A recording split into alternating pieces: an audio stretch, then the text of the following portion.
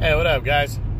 So this video, we're continuing the 2019 year-end top 10s for the 147 pound welterweight division, my #1 division in boxing.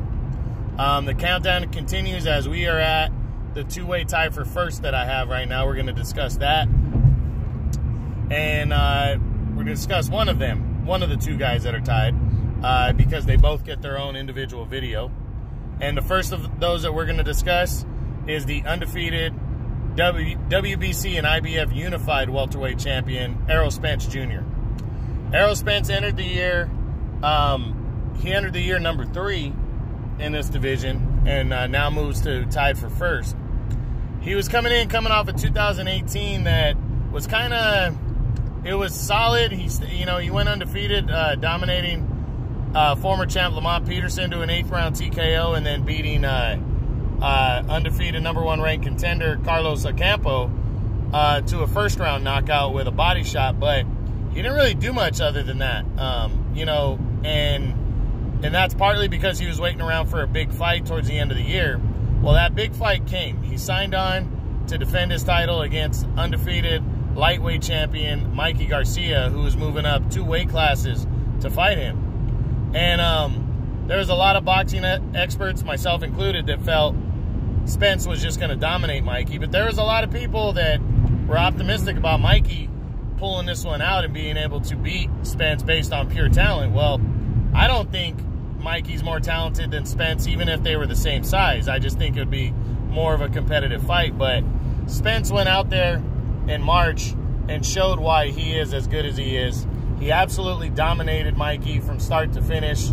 Almost knocked him out. I think that was the only negative thing you could say about the fight, was that he didn't knock him out. Because Mikey was noticeably a lot smaller. But he went out there, did his job, completely dominated him, and scored a lopsided shutout 12-round unanimous decision. After that, he got a huge opportunity to unify belts against WBC champion at the time, Sean Porter. And, Porter's always been the guy that, he's the guy you pass your test against, to determine whether you're elite or not.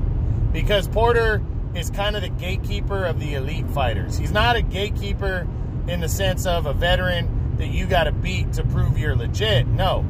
Welterweight is a whole different story. Welterweight has so many different levels at it. They have gatekeepers to prove you're legit, and then they have a gatekeeper to prove if you're elite and at the top, and in a top 5 welterweight. And that's Sean Porter. So personally, going in, I thought Errol Spence was going to dominate Sean Porter. I thought stylistically he was just going to dominate him. He's got the power to hurt Porter, and I thought he was going to do it. And Porter came out and balled. Porter came out and fought his ass off against Spence. It really put Spence to the test and really made Spence have to work his ass off for it. Hardest fight of Spence's career, but he fought hard and outworked Porter at the end and even knocked him down, and got a hard-fought 12-round split decision as he unified the 2 welterweight titles, and now has 2 of the 4 belts. So huge win for him. Now, he survived the scare in October when he rolled his car very badly. It was a terrible accident, and he walked away from that. Actually, very lucky he didn't get damaged and killed, really, but permanently damaged. He's very lucky. And he came out in an interview and said he's going to be returning in May or June, as he'll take some time off for some minor injuries suffered in the accident, but could have been a lot worse. Now, he was supposed to fight Mikey Garcia in like January or February. That fight has been pushed now. It might not happen at all, because now Danny is fighting in late January and wants to fight either Errol Spence or Manny Pacquiao, depending on who's going to fight him. And Pacquiao has the right to choose in this one over Spence. Pacquiao will bring more money to the table for Danny if he chooses him, and it's a dream fight against a legend. Spence isn't that, and Spence is more of a threat. I think Danny would look at Pacquiao as a more beatable option. So Spence has got to wait around to see what happens in that situation. I want to say Spence is going to take kind of a stay busy type fight, but I don't think he's allowed to. The WBC has allowed him to make his obligated mandatory defense first, and that's Danny Garcia, the number 1. The number 2 is Sean Porter. So is Errol Spence going to have to come back and rematch Sean Porter if Danny decides to go fight Manny Pacquiao? That could happen. After that, he's going to have an IBF mandatory title fight due, and it's likely going to be against Sergey Lipinets, who's fighting for the interim title. If he beats Danny Garcia after beating Sean Porter and Mikey Garcia, is he going to want to take a step back, which that's what it would be to face Lipinets in a mandatory fight? I think he might vacate his belt looking at a bigger fight. And you know what? He probably would have that. If Mayweather doesn't come back and fight Pacquiao at all, I think if Pacquiao beats Danny Garcia and Errol Spence beats whoever, I think Spence and Pacquiao a very good chance of those two guys locking horns in late 2020. There's still the option of Terrence Crawford that everybody wants to see. Tough fight to make though between the two promotions, but Bob Arum said that the Top Rank and the PBC are willing to work together now. That's why they got together for the Tyson Fury Deontay Wilder rematch, and they're trying to get together for more fights. So I really think we're gonna find out if Crawford is allowed to face one of the PBC guys, which they've already given the green light to Sean Porter.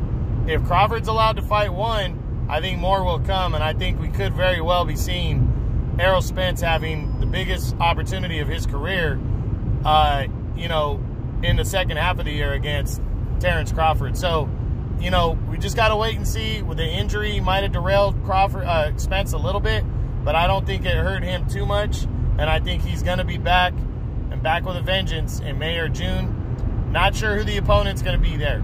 I think there's a chance, like I said, I think there's a possibility he could fight Sean Porter in a rematch, or Danny Garcia seem like the two hot picks right now. You know, other than that, we got to wait and see who else could be options and just go from there. But I really like Errol Spence.